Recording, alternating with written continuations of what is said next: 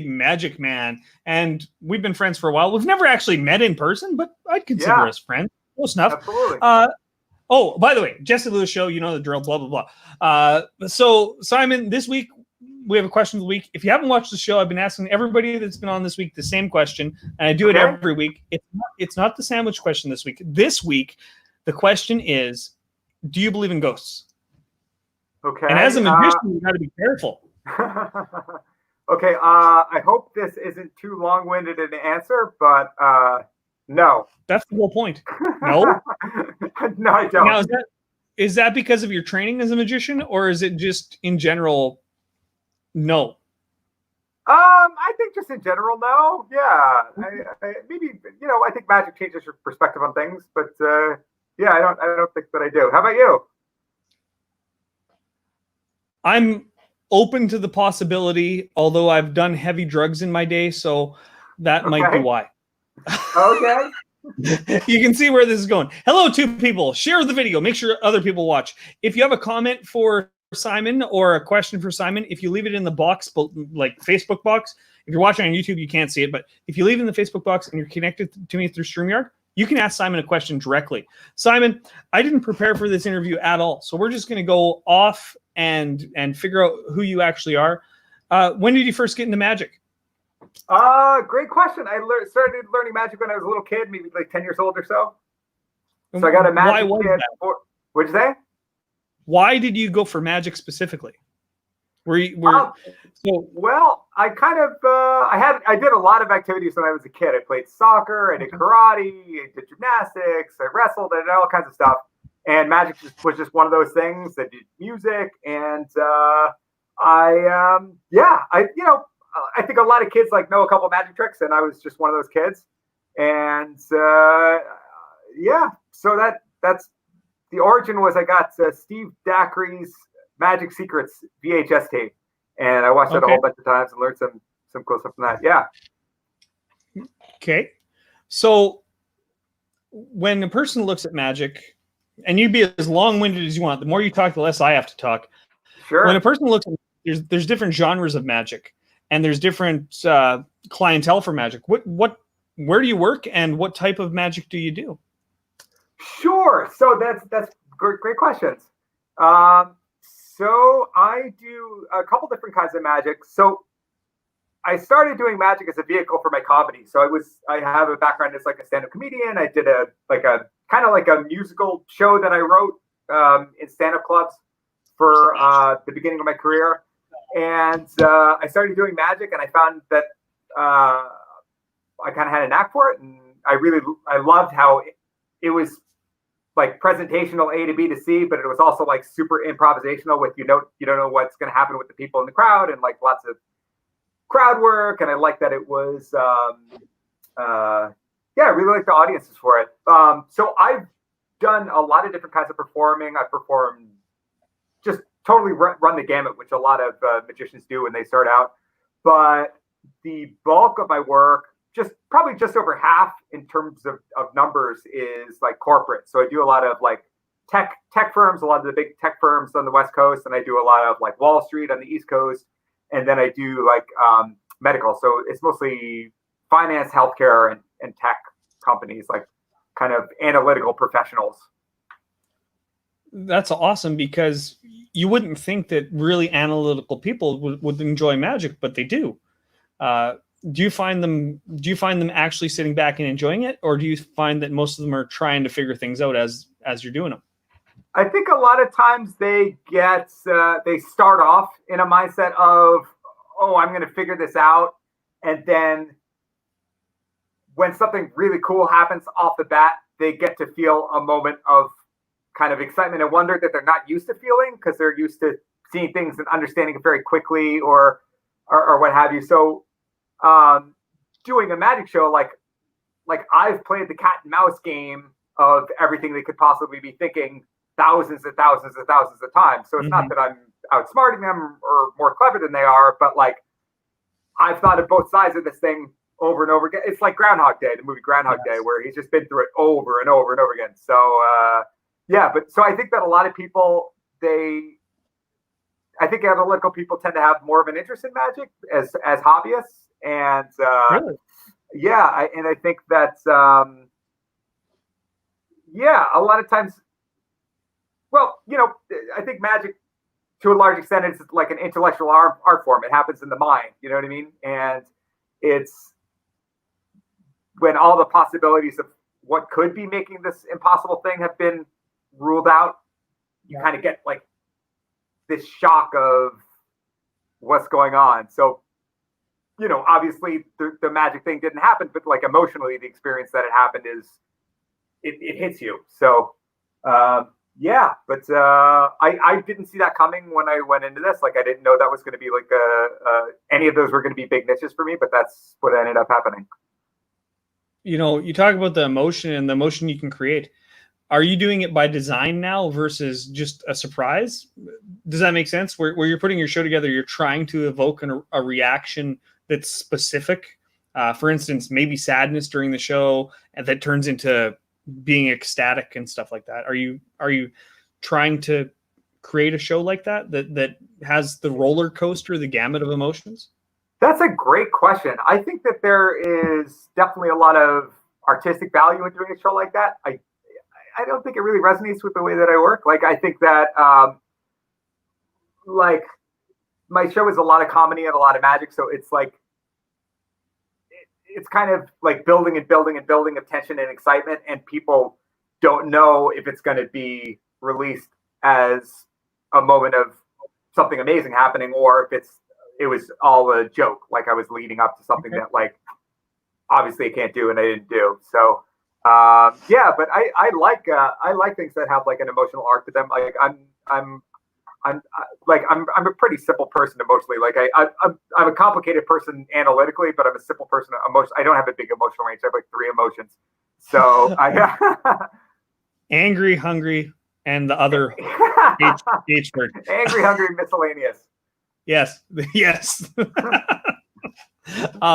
So if you were to talk to like a 10-year-old you, and you were to say to yourself, did you know you're going to be a magician for your career? What would that 10-year-old say back? Oh, wow. I probably would have been pretty surprised. Yeah. Like, I knew definitively that I wanted to do something performing. Like, I was 100% sure. Like, I didn't consider doing anything else. Like, my dad was a computer programmer, and he got me into taking, like, I took like community college classes when I was like a little kid. I was like the youngest kid by like 10, 12 years, and learned computer programming. So I kind of had that as something I could have used it as a backup, but I never really seriously considered doing anything outside of performing.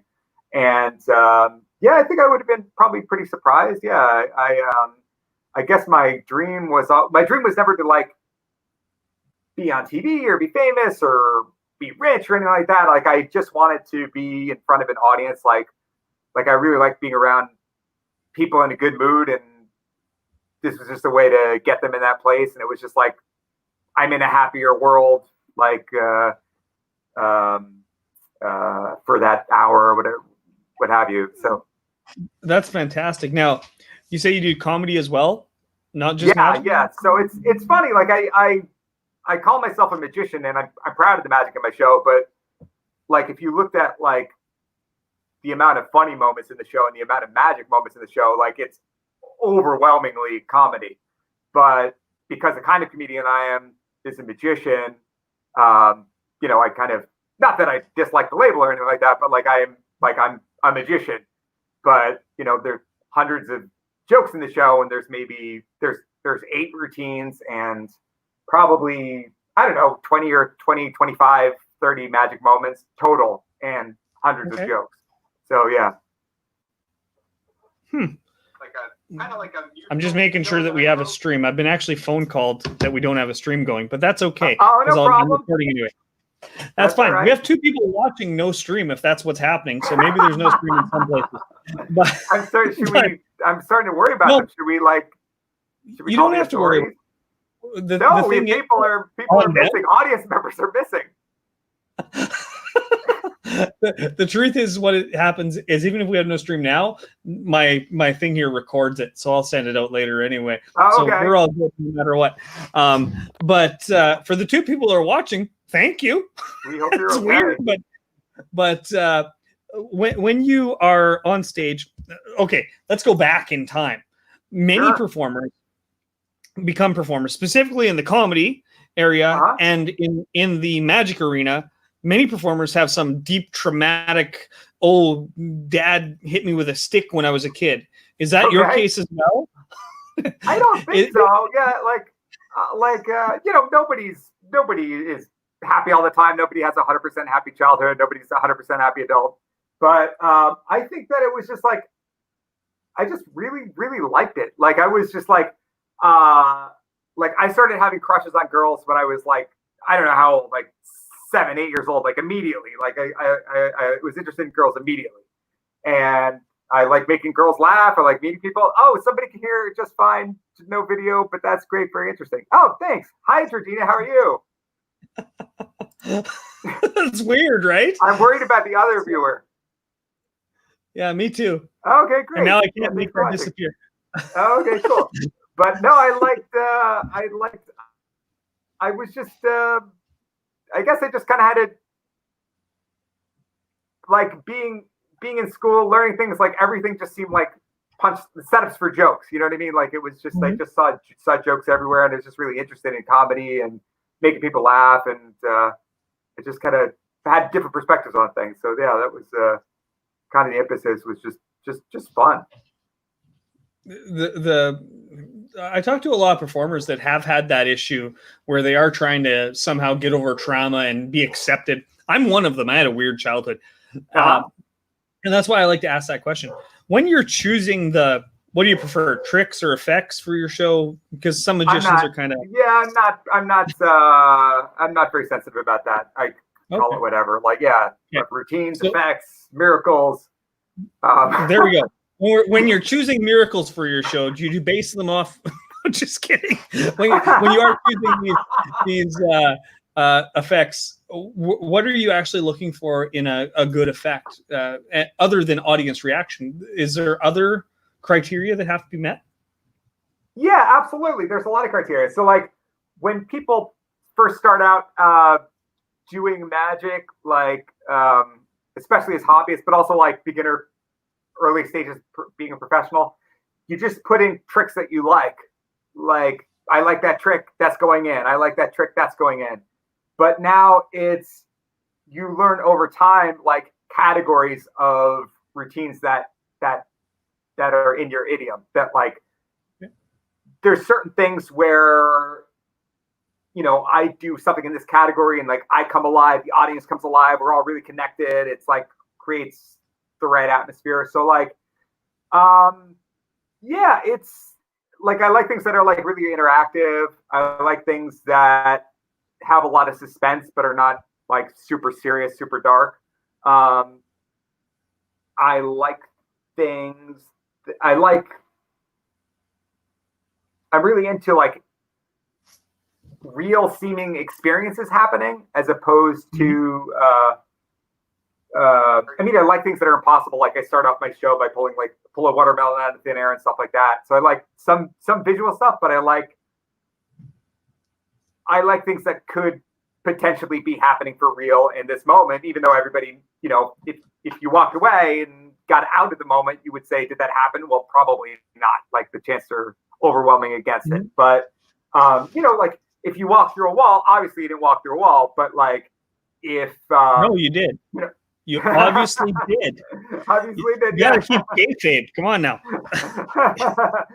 But no, but, like, let's say you're thinking of anything at random that you want to, and I'm reading your body language, and I'm saying things, engaging you for reaction, and then I figure out what it is. Like, that could potentially be real. You know what I mean? So, like, I like things that, like, have the feel of they're actually happening. So, my goal is not for people to walk away from the show and say, I am convinced that he literally did that, but I want them in the moment to feel the emotion, the excitement, and, like, the sense of wonder. So I think it's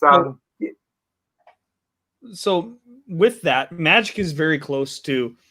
There's many psychics out there that would make hell of a magician if they said they were a magician, right? It's basically the same tool that are being used for many of these effects, mentalism, psychic stuff.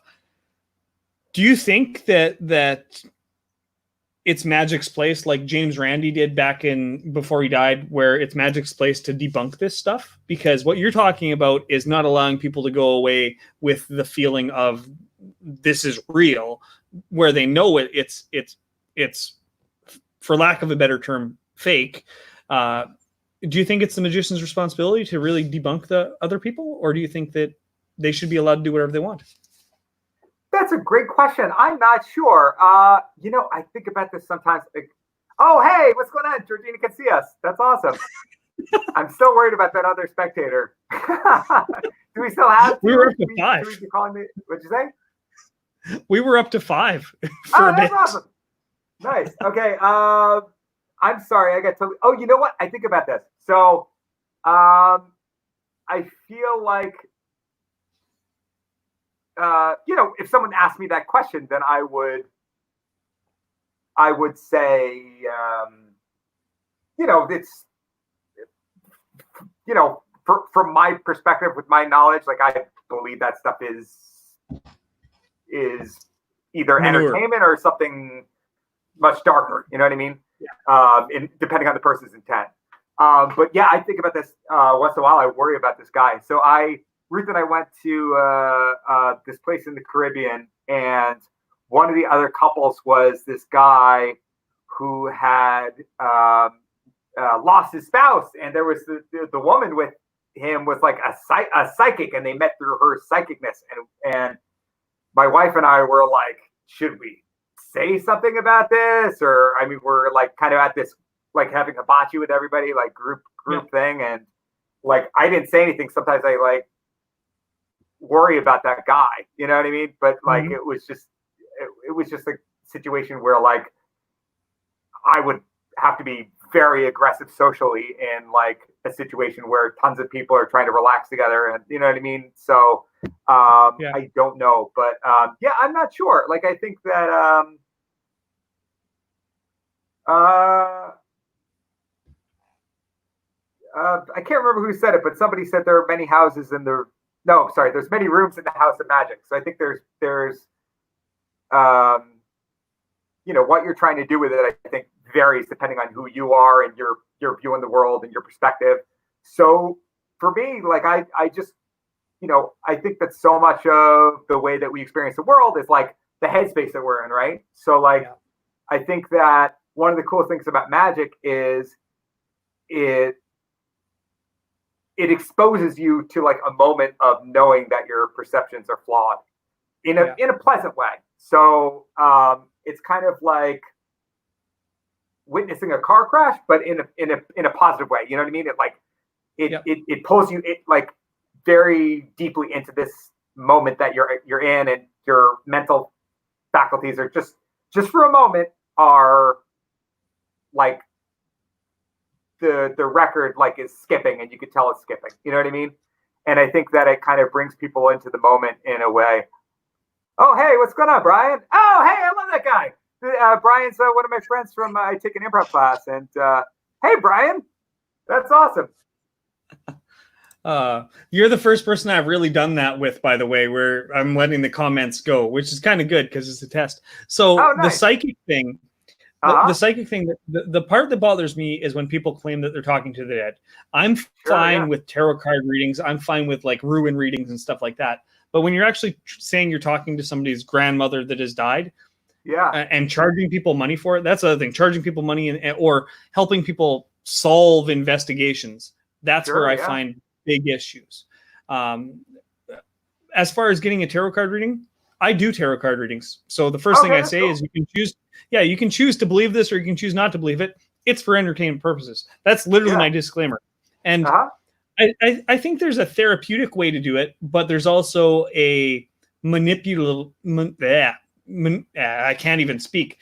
There's a way that people are lying when they do it as well.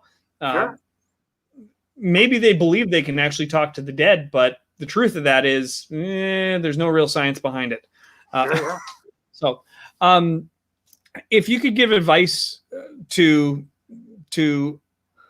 yourself about your magic show, if you pulled yourself out objectively and you were sitting there in the theater watching your show objectively as a non-participant in it, what's the one thing you would change? What's that one thing you would change? Well, that's a good question, and it's actually not in those words, but I do ask myself that question often. So I know some performers that become complacent and think this is the way that I do it, and it's all set, and I'm just going to focus 100% on the business stuff, and the show is set. Like I'm always trying to improve the show, so I guess I'm trying to think of like. Well, one thing I really tried to work on super hardcore last year was my scripting. So, like, I really feel like, there's different levels of working on the script. Like, there's the super broad strokes of like, this is where we start in the beginning of the show. This is where we end up. These are like the three main act breaks or whatever. Then there's like the super on the other end of the spectrum. There's a super nitty gritty. Like I'm going to say these exact words in this exact order, this rhythm, and that kind of thing. Like I feel like that, like in between those two is really what makes a show. Like the beat to beat to beat to beat to beat, the ideas that are getting you from the beginning to the end of the show, and also driving the choices you make on the nitty gritty area. So. I'm always trying to identify weaknesses that I have as a performer. I think that like the one that I've most recently made a lot of progress on is my skill as a writer.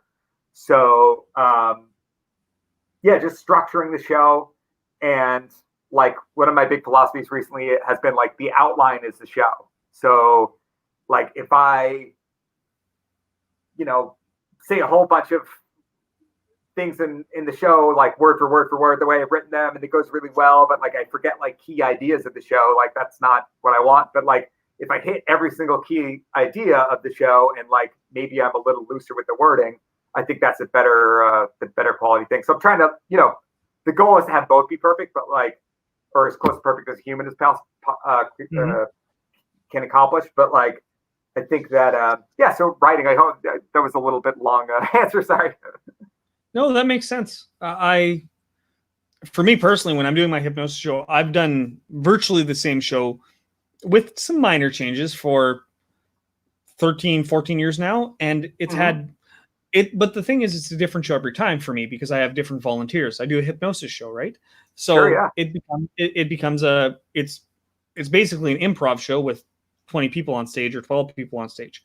Yeah. When it comes to magic, it seems like a person could get very set in their ways because they have that set piece. And sure, yeah, I do magic as well, but I do it like my hypnosis show. I basically do improv. I've got these 6 tricks, and I'm gonna have volunteer participation in every one, and blah blah blah. And it's kind of improv as well. And I just go up there and bull crap my way through, which is probably not the best way to do it. We're at 23 minutes. Where can people find you in case they've been listening and wondering where? If it's okay with you, I'm just going to stay here, and people can find me here. Oh, right here. Yes. Okay. I'm not leaving. My website is right at the bottom. It's thesimonshow.com. And you can see some videos from my live show and stuff like that. And that's awesome. Now, I'm assuming you're on Facebook, Instagram, all that. I know you're on Facebook, but are you? Yeah. I'm so bad at that stuff. Yeah, I'm on Facebook. Like I've been, for those of us watching us in the distant future, we're like the coronavirus times. So I've been historically, like I've been kind of a little bit of a Luddite with social media. I've not been quick to adopt any new platforms or anything. So I've been lucky enough to be busy and most of my work has been like over the past, I don't know, 15 years or so, has been mostly people that have either seen me at shows or they're hiring me again. So mostly I kind of serve my fan base. I serve the friends of my fan base, and the fan base expands for fan bases. So it's such a weird thing to say, but yeah. So anyway, I haven't been really active on social media. That's something I'm trying to get better at. So to kind of answer prior question in a slightly different way, like right now I'm trying to improve in like social media, stuff like that. I'm trying to do more things like this, like interviews and stuff like that, and start like working on book ideas. And so yeah, I'm trying to improve in a couple of areas like that. But yeah, so yes, I am on Facebook. But it's if you want to follow a ghost town, you can look on my Facebook. You're talking to the guy who started a show with no idea what the hell he was doing. So, and thank goodness this has worked. Simon, thesimonshow.com is where you can find him if you're still just only Georgina. I know you can see, but I'm not sure if everybody else can. But thesimonshow.com. Simon, what's the most embarrassing thing that's ever happened to you on stage? Oh my God. That's a great question. So, okay. So the story starts with me on the top of the world. So I did the North Pole? No, yeah, exactly. No, I did a show. I'm trying to remember how long ago this was. Maybe 8, 9, 10 years ago, something like that. But I did a new trick in my routine. I don't even remember what it was because what was about to happen was so embarrassing. But I did this like new-ish trick, and I kind of hit like a different angle on it for whatever reason. It like really like kind of inspired the audience, and I got like a standing ovation middle of the show, which sometimes they get them at the end, but in the middle of the show it's like kind of there's acts that get them all the time. I haven't really historically gotten very many in the middle. So I got a standing ovation in the middle of the show. I was really excited. And I started like, kind of showboating around the stage and bowing and everything like that. And I forgot, A, that I was wearing very light pants, and B, that I had an egg in my pocket. So I broke an egg in my pocket, and I was going to close with that trick. So I just, yes, it was right near the end. So I guess people might have thought that was the end of the show, and I took these big bows, and the egg broke in my pocket, and it just looked like I had wet my pants, and I couldn't think of a way to cover it. So I just said, "Thank you so much. You've been a great audience."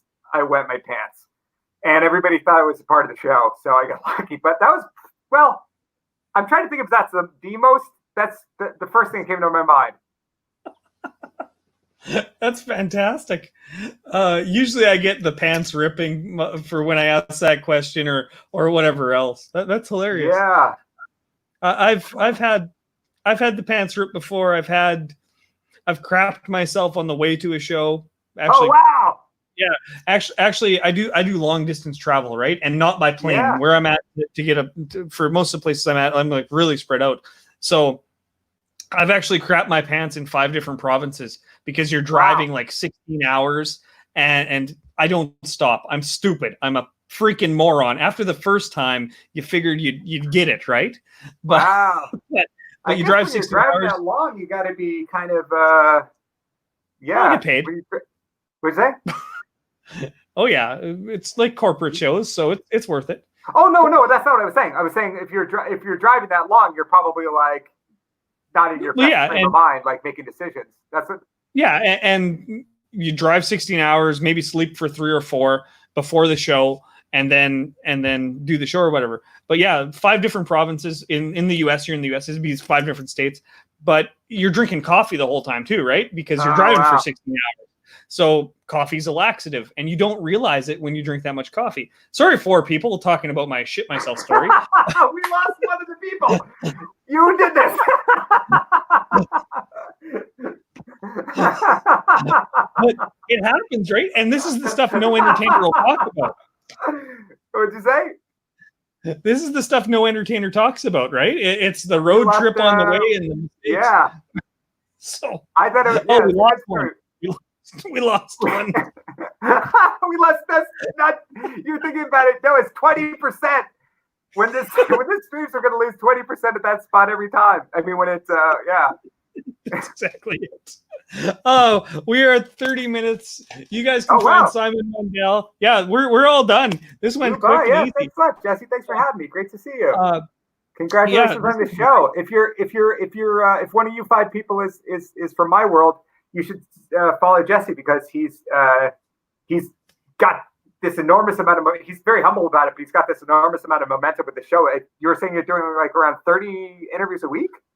I'm doing, I've got 2 publicists I'm working with that are giving me 14 by themselves, plus my own efforts that I'm getting. I'm even getting recently big names. Like I've had John Robb on my show. He's one of the Membranes from the UK. He was a huge band.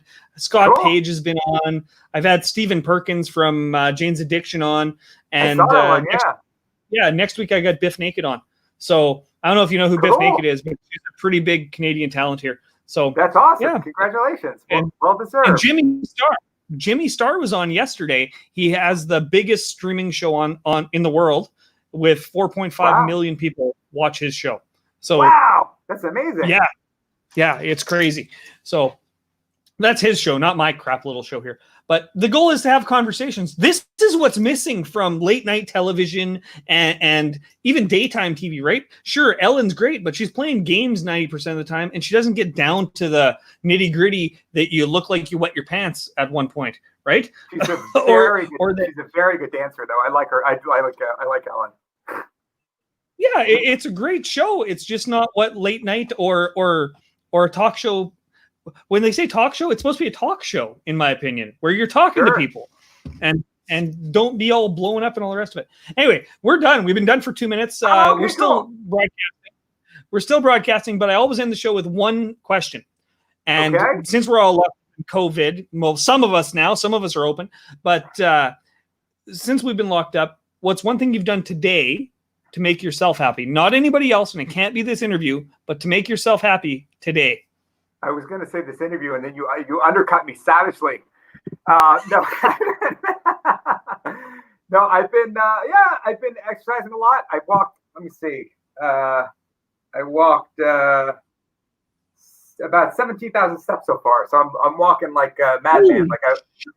So I got a treadmill here with the desk, and I just watch stuff, answer emails, and walk on the treadmill.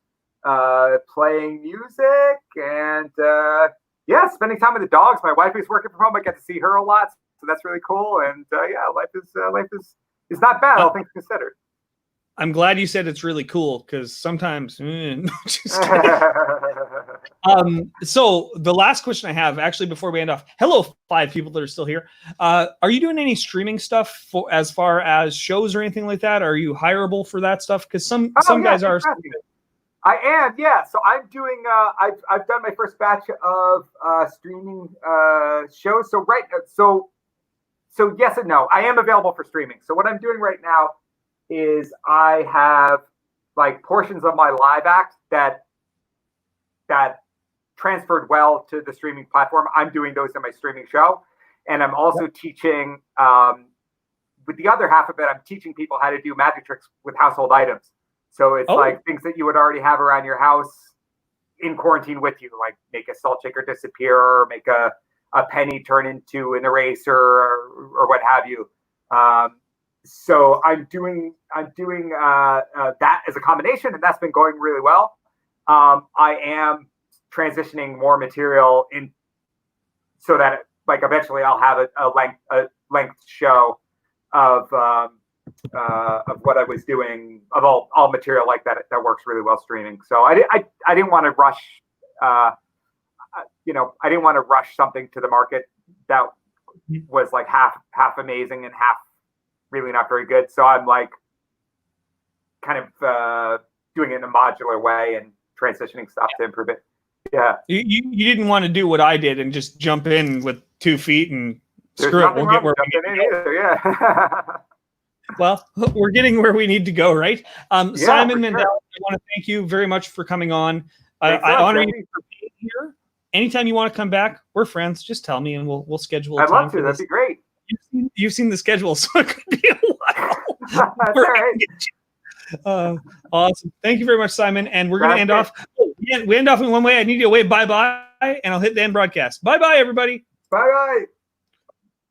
Come on, broadcast.